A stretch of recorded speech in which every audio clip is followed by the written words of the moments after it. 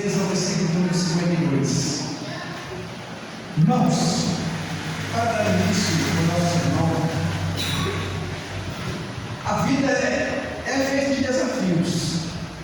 Eu louvo a Deus, eu canto ao Senhor cantos espirituais, eu louvo a Deus com muita alegria, vocês não têm noção, mas eu tenho motivos para bendizer o nome do Senhor.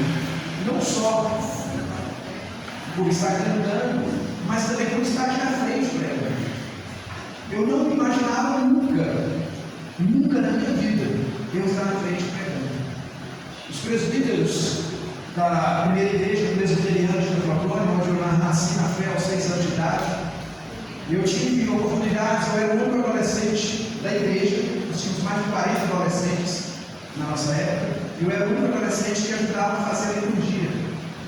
Mas era uma tremedeira, é normal, eu treino até hoje, eu estou nervoso aqui agora, né? E pessoas mais entendidas dizem que no dia que esse friozinho na barriga acabar, no dia que esse medo acabar, eu também posso abandonar o ministério. Porque naquele dia em diante eu estaria aí orgulhoso. Seria a autoconfiança demais. Achar que eu não tenho mais dependência da ação do Espírito Santo.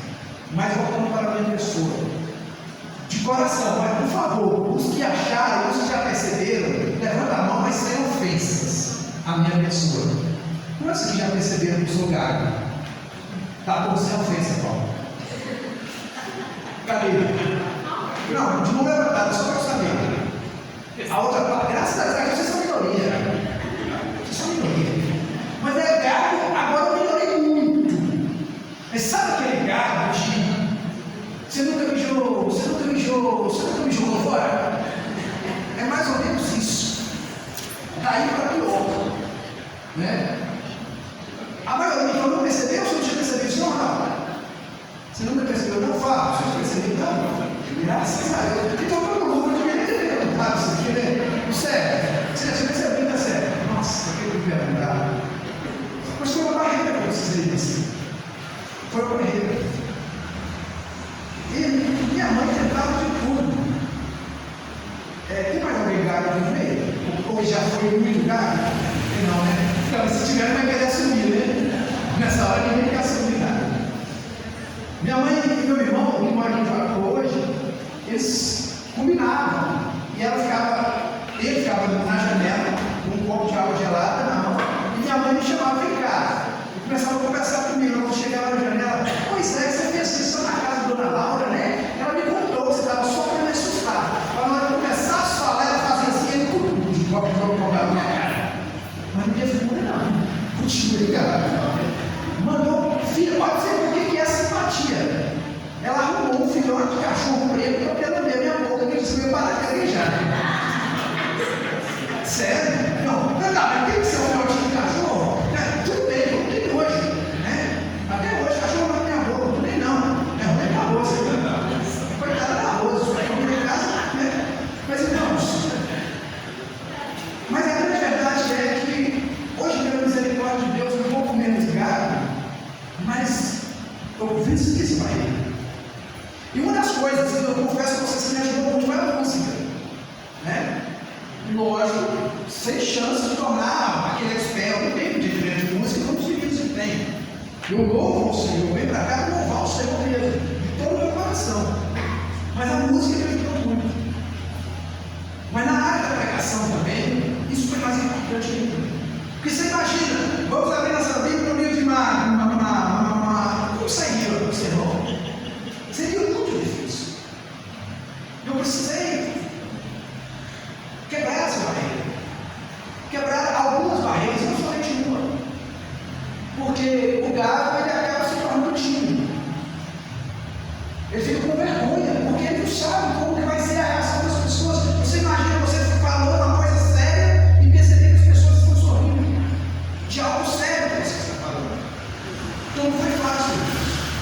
E é verdade, tem muitas pessoas que quando me veem pregando, falam, não percebi. E de fato, porque às vezes não dá para perceber. Mas fica aí essa informação. Eu sou gago. A desculpa que eu uso é que eu sou igual Moisés. Há relatos que Moisés também tinha uma dificuldade na dicção. Há Moisés era carne. Nós não temos essa afirmação bíblica que Moisés era carne.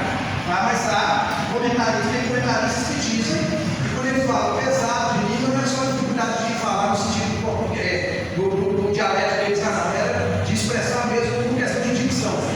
Tá? Não era questão de autoridade diante do faraó, não. Era dificuldade de dicção. Então, leva desse lado. Moisés não era carne, mas não pode ser. Né? Mas barreiras foram quebradas. Barreiras precisam ser quebradas. Quantos aqui, quantos de vocês, para alcançar determinados objetivos, precisaram quebrar barreiras? Quebrar a barreira da timidez.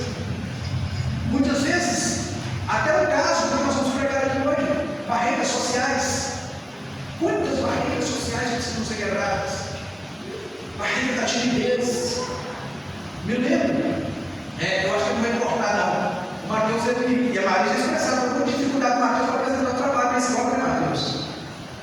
Eu fiz um curso aqui, com quem desejaria aprender, na medida do possível, a preparar um sermão dispositivo. O Mateus fez um curso todinho com a gente, abriu uma turma, né? Ele está aqui, e ele preparou o sermão, me mostrou, pastor, porque naquele dia ele não conseguiu fazer, ele não conseguiu vir na frente do teatro.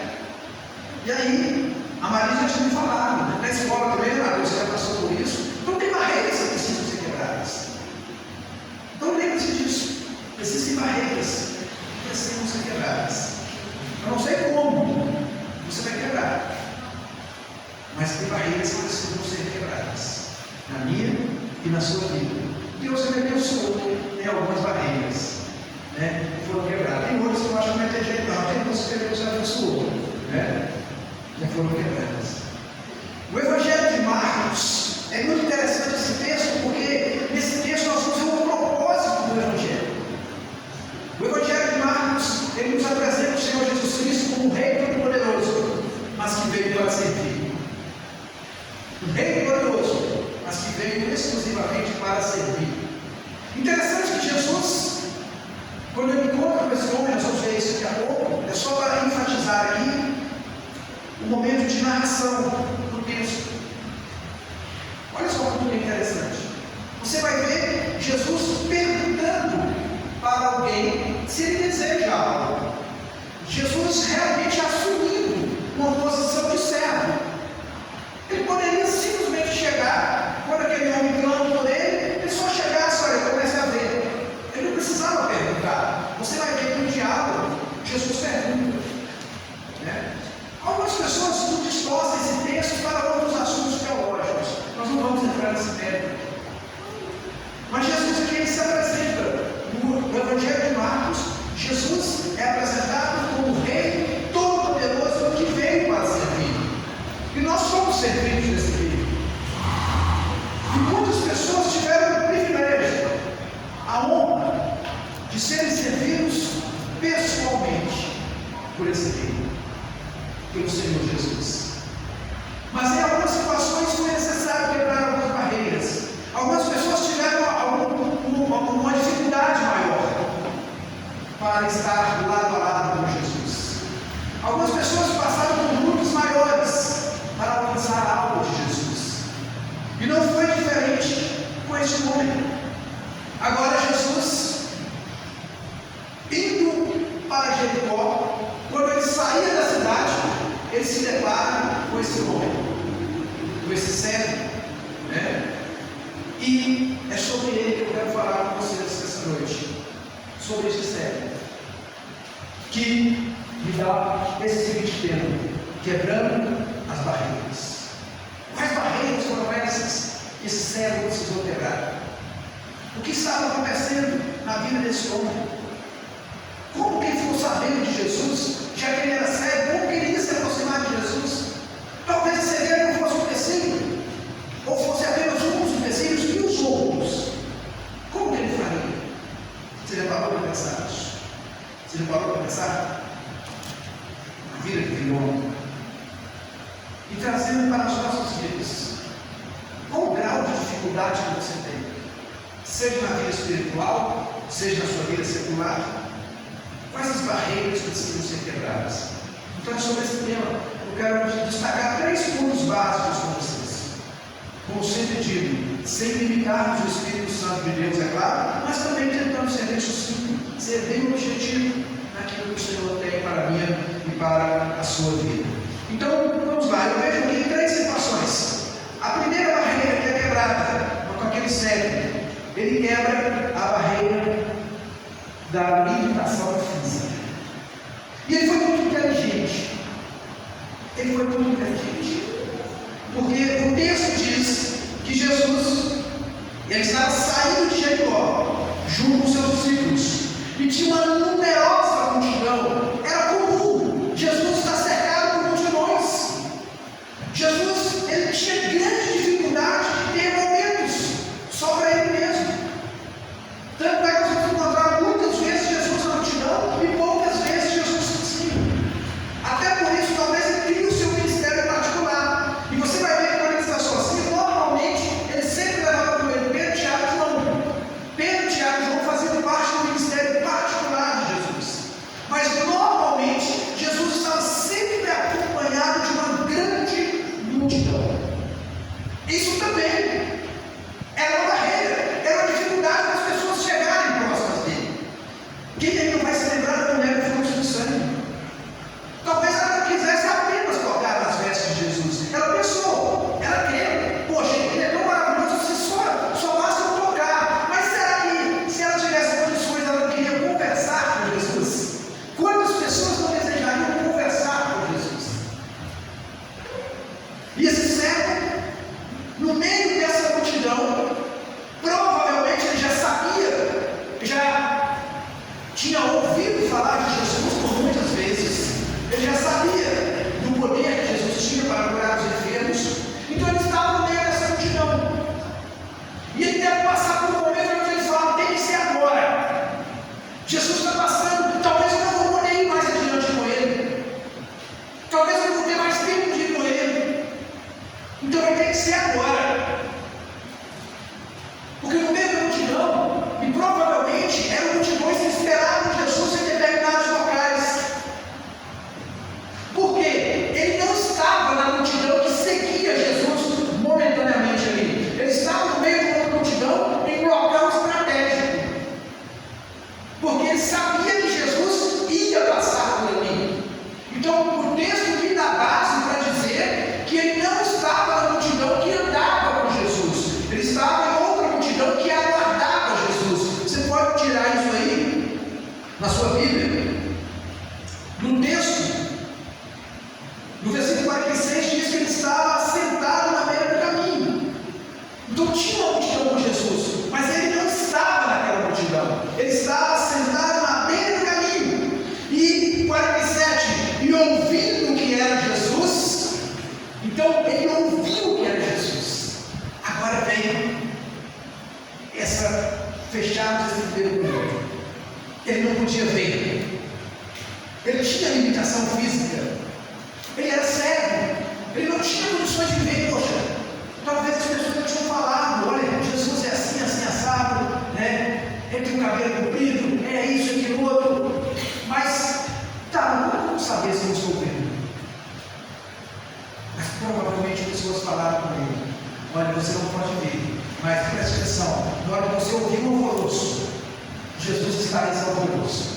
Vai passar por aqui, nessa estrada, vai passar um grupo de pessoas, e Jesus está no meio desse grupo de pessoas. Então, faça o que você tiver que fazer, mas ele vai passar aqui dentro de 2 horas. E a Bíblia diz que, quando ele percebe que é Jesus, versículo 47, e ouvindo que era Jesus, o Nazareno, ele pôs-se a clamar. Aí o cego, ele quebra a barreira da limitação física. A sua limitação física agora já não era mais possível pará-lo. Agora a limitação física daquele homem já não era mais capaz de impedi-lo de buscar a Jesus. Irmãos, quantas vezes nós vemos isso? Agora trazendo para o nosso contexto, para o nosso dia a dia. Nós olhamos aqui agora há pouco para algumas pessoas que estão enfermas. E algumas delas realmente não têm condição alguma de estar aqui. Estou falando exclusivamente do Rodrigo, filho condição, não humanamente falando, é impossível que o Rodrigo esteja aqui. Por isso, todas as semanas, eu tenho visitado ele junto com o Gil e outros irmãos, todas as semanas, nós não faremos uma semana sem lá, todas as semanas nós passamos lá. Só quando ela começa com o previsto mesmo, mas todas as semanas nós temos ido lá. O irmão Baldinho, o Ricardo, os outros irmãos têm feito esse trabalho também. Então nós precisamos entender isso. Vai ter casos que realmente não é, como esse caso. Mas tem casos, irmãos, que nós precisamos quebrar algumas barreiras. O que tem te impedido de buscar a Deus? Ah, mas eu não sei ler. Mas a Bíblia chama de bem-aventurado não somente o que lê, mas o que ouve falar. Ah, não tenho leitura, e daí? Eu escuto muito pouco. E daí? Hoje nós temos muitos recursos para a pregação do Evangelho e para que o Evangelho chegue às pessoas. Aqui nós vemos um homem quebrando uma barreira, a barreira da limitação física. O que tem te impedido de servir a Deus? Irmãos, e não somente a barreira da limitação física, e muitas outras barreiras. Às vezes, essas barreiras não são criadas nem pelo próprio diabo. Muitas vezes, essas barreiras são criadas por nós mesmos. Às vezes, é a barreira da falta de tempo. Ah, mas eu não estou tendo tempo. Eu canso de falar isso, irmãos. Eu levo isso muito a sério. Não sei vocês, mas talvez pelo cargo que eu ocupo, eu preciso ver essa forma. Chega para 50 crentes que não vêm em todos os cultos. Você vai ver que alguns realmente não podem. Mas se a igreja assinasse a carteira de todos os crentes, sem obrigados, mas assinasse a carteira e pudesse cobrar, quantos crentes nós vamos encontrar passeando por aí comigo em horário de culto? E coloca a barreira no tempo. Mas só não tem tempo para a igreja. Só não tem tempo para a obra de Deus. Vai ter tempo para um monte de coisa. Só não tem tempo para Deus. Só não tem tempo para Deus. Vocês prestaram atenção no quanto de fato falta o tempo? Vocês prestaram atenção no quanto as pessoas só escolhem na obra de Deus? Não, eu não posso, eu tenho que estudar. Não vou na escola dominical, eu tenho que estudar para a prova de segunda. Vamos fazer um raciocínio lógico. A prova é segunda-feira à noite. Você estude, então, vamos imaginar um aluno que estude à noite e que só estude. Ou melhor, vou piorar a situação para facilitar para mim. Vamos dizer que a pessoa trabalha também. Mas ele não vem na escola dominical porque ele teve, e nem no culto à noite, porque ele teve que ficar estudando na prova. Mas se você não sabe que ele está estudando a prova, ele não fez mais nada, ele passou o tempo todo com o caderno na mão, ele não fez mais nada. Olha, meu amor, não vem namorar hoje não, porque eu estou estudando a prova. Você sabe que nem na igreja eu fui. Será que a gente faz isso? Eu preciso quebrar barreiras, irmãos. Inúmeras barreiras nas nossas vidas. Porque senão nós vamos descontar essas barreiras sempre na obra de Deus. Você já prestou atenção? Eu não vi, das poucas pessoas que eu conversei, eu não vi ninguém cancelando o casamento porque tinha que estudar a prova. Eu não vi ninguém cancelando um convite de aniversário porque tinha que estudar a prova. Eu não vi ninguém cancelando um passeio de jardim zoológico porque tinha que estudar a prova. Mas só cancela com respeito à obra de Deus. Barreiras precisam ser quebradas. Barreiras precisam ser quebradas. E esse homem, ele tinha suas limitações. Ele não pôde fazer do jeito que ele fez de outro. Ele não podia enxergar, mas ele tinha voz, ele podia gritar. Agora, a sua limitação física já não era mais empecilho. Já não era mais dificuldade. O que tem te impedido, meu irmão? Qual é a sua limitação dele?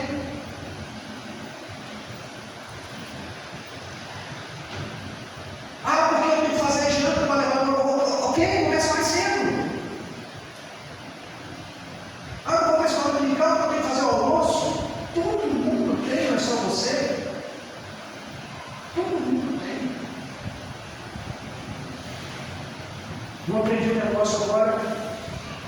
quartas-feiras, você mais concluiu arroz caseiro, principalmente eu faço para ela.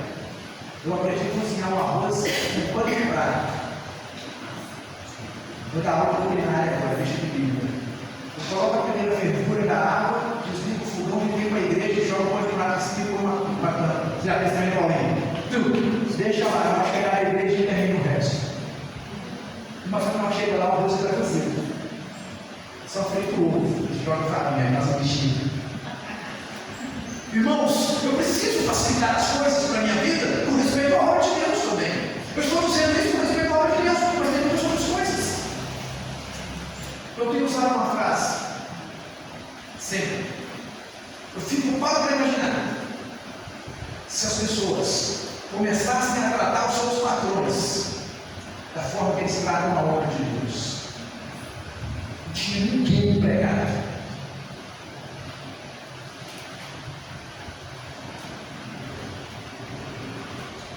Passeando no cedário, não tem tempo para ir para a igreja. Faz isso com seu patrão.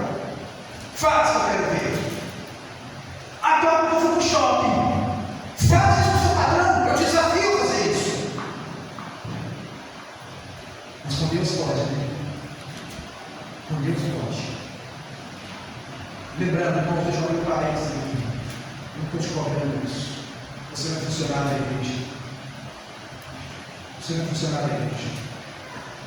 Você tem que fazer por amor. Então continue o dia que você está sem fazer. Para fechar essa primeira parte, eu me lembro de uma ilustração muito linda de uma mulher que ela sofria muito em um casamento. O marido saía pela manhã para trabalhar e ele deixava fixado na geladeira no imã, no papel que colava lá na geladeira, todos os afazeres daquela mulher durante o dia. A lista de serviços dela. Tudo que ela tinha que fazer. E graças a Deus isso ocorreu. Passou-se um tempo, ela estava livre. E ela casou-se novamente. Tinha uma boa casa. E ela continuou morando nessa casa com o seu novo marido. Afinal de contas, ela era livre para isso.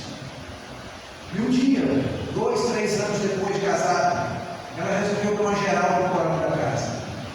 E ela sentou-se lá, abriu o baú e começou a ver, pegar aqueles bilhetes que eu tinha. E ela estava lendo e começando a chorar. E ela estava chorando.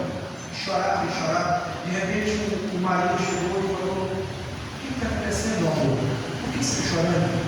Eu te fiz alguma coisa, eu te magoei, e agora não. De forma alguma. Não. Eu só estou lendo aqui, esses rascunhos aqui, isso aqui é no final.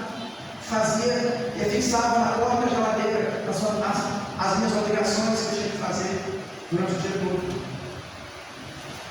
Nossa, que tristeza, né? Mas você está chorando? Não, agora eu estou chorando de alegria porque eu continuo fazendo outras coisas. Só que você não me mandou fazer nada. Eu faço porque eu te amo, eu faço por amor. Irmãos, que possamos fazer a obra de Deus por amor. Não faça porque você está com medo da próxima pregação do pastor, não, que vai te dar uma cajadada, né? Um dos nossos irmãos pentecostais vai uma cajadada, não. Você não precisa fazer com medo de ir direto do pastor. Se é para fazer, faça por amor. Eu vou para o culto para o estudo bíblico porque eu preciso aprender mais de Deus. Às vezes eu preciso quebrar a limitação da falta de conhecimento. Eu vou mais para a reunião de oração porque eu preciso quebrar a minha limitação com respeito ao mundo espiritual. Eu oro pouco. Mas eu vou fazer isso por amor. Eu não vou fazer isso porque senão alguém de igreja vai me ver passeando lá no shopping para Minas, ou lá no Monte Carlo, no Guardar, no Petim. Às vezes pode vir algum irmão aqui, não, o dinheiro é seu, se você quiser. Mas a obra de Deus você passa por amor. Só que muitas vezes, irmãos, nós estamos deixando a obra de Deus em segundo plano. Nós não matamos outras coisas, só matamos a obra de Deus. Nós não adiamos nenhum outro compromisso, só adiamos o compromisso com a obra de Deus. Mas esse homem, ele precisava quebrar mais barreiras. Primeiro ele quebra a barreira da limitação física. Agora no versículo 48, veja o que diz no versículo 48. Versículo de número 48. e muitos o repreendiam. Para quê? Se calasse. Então o que ele fazia?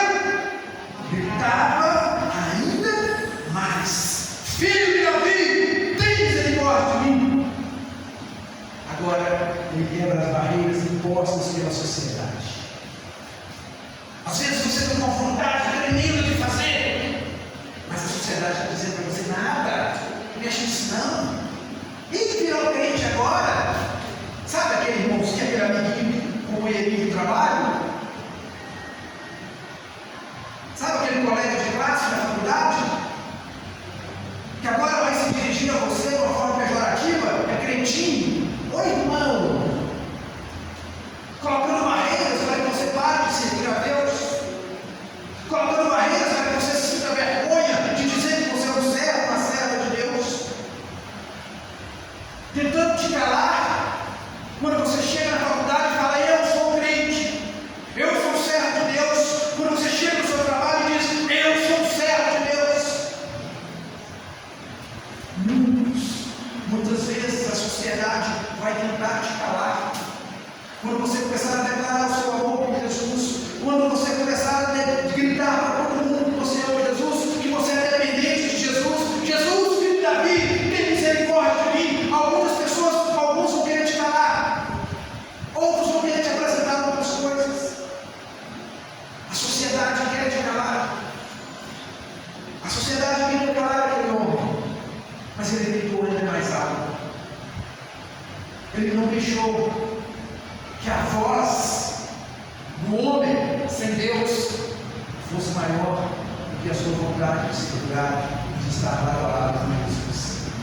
Agora mais uma barreira quebrada, a barreira imposta pela sociedade. E nós vivemos uma sociedade indecente, imoral. Nós vivemos tempos em que as pessoas querem ditar regras de como nós vamos criar os nossos filhos.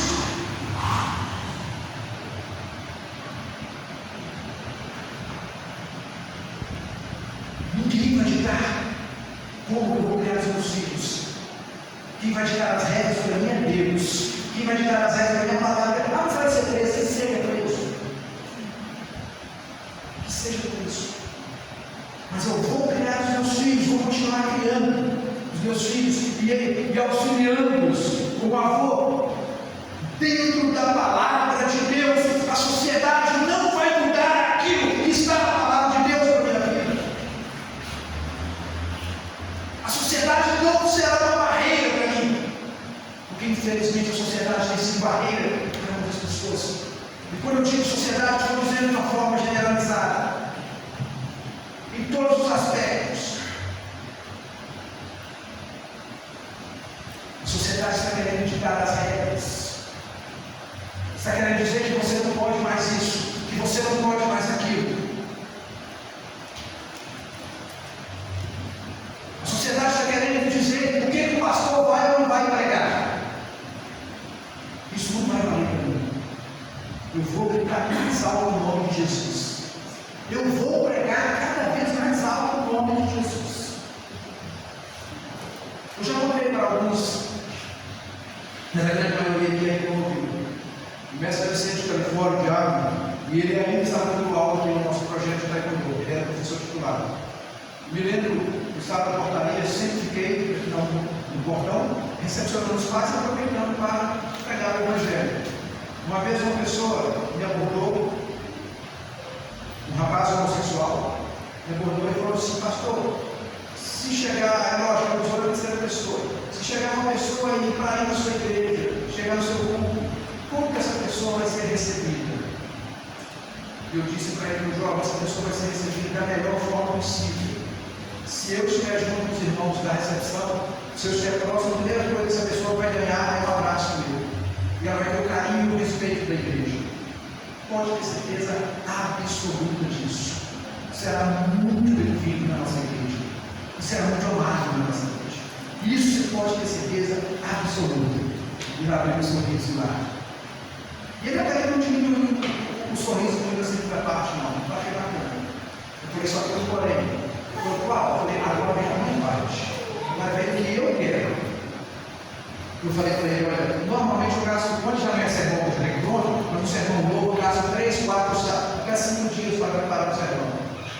E se essa pessoa que você citou, que eu disse a forma que vai ser recebido, se ele chegar no nosso culto e eu tiver preparado um sermão onde a palavra de Deus confronta a homossexualidade, eu vou falar o que tem que ser falado. Eu não vou mudar o meu sermão porque essa pessoa chegou no nosso culto. E exige o respeito. Exige que me respeite. Assim como ele será respeitado, eu quero que ele me respeite. Eu não vou mudar uma hora do meu sermão. Se eu tiver que pregar contra vícios, deixa eu perguntar o que foi o problema dele. Eu não vou mudar o meu sermão porque entrou viciado em cigarro na igreja. Mas vou mudar o bebê. Eu não vou mudar o meu sermão porque alguém é viciado no cigarro, na bebida. Eu não vou mudar o meu sermão porque alguém é viciado nas noites. Eu não vou mudar o meu sermão porque alguém é viciado nos jogos. Eu não vou fazer isso. Porque é isso que a sociedade quer. A sociedade está querendo que a obra de Deus, que a igreja de Deus se adapte a ele. É por isso que a igreja está mudando. É por isso que o mundanismo está entrando dentro da igreja. Porque as pessoas chegam e eles perguntam a gente, na cara dura, na cara lavada mesmo, é para ver o que você vai falar. Não, pode vir. E eles querem ouvir uma frase muito bacana. Venha como está, meu querido. E eu vou falar isso para todos. Venha como está, mas não permaneça como você chegou. Se a palavra de Deus não está te mudando, sai. Se ela não tem defeito na sua vida, o que você está achando dela? Vai para todo lugar. Lá é desconceitado. Vai para qualquer outro lugar. Lá pode. Mas na obra de Deus, na casa de Deus, não. Nós não podemos, irmãos, como igreja do Senhor Jesus, aceitar coisas que a sociedade quer nos impor. Pedro e João, assim que foram soltos da prisão, o que as autoridades queriam falar? Falaram com eles: vocês vão sair para fora do fundo, e com um detalhe, vocês não vão mais falar desse Jesus. Qual foi a resposta de Pedro? Eu vou falar sim. Eu vou contar para todo mundo que apareceu. Sabe por quê? Porque para mim importa obedecer a Deus e não a homens. Vai chegar o dia, nos verá isso. Vai chegar o dia e nós, pregadores, seremos presos quando recusarmos fazer um casamento homossexual. Ou pelo menos vamos tentar.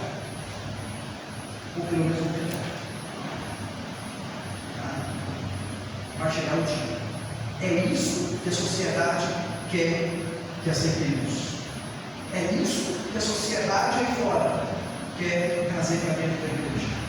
Isso é só a ponta do iceberg. Por isso, nós temos que quebrar barreiras. Aquele homem, e qual que era a situação dele dali? Era um mendigo, um pobre coitado, não tinha condição alguma, já não enxergava mesmo. Mas deixa chegar perto, nós conhecemos não. Quem sabe, que a Bíblia não fala claramente, quem sabe, às vezes vai ter o próprio discípulo, que pode mandar cantar na boca. Porque já teve discípulo que queria barrar as crianças. Por que não ia barrar o mendigo? Já não ia tentar barrar as crianças? Por que não ia tentar barrar o mendigo? Não aceito. Eu particularmente não aceito. Eu não aceito que a sociedade venha a ser maior do que a palavra de Deus na minha vida. Para mim, que corra comigo florestal, mas a palavra principal não é definida.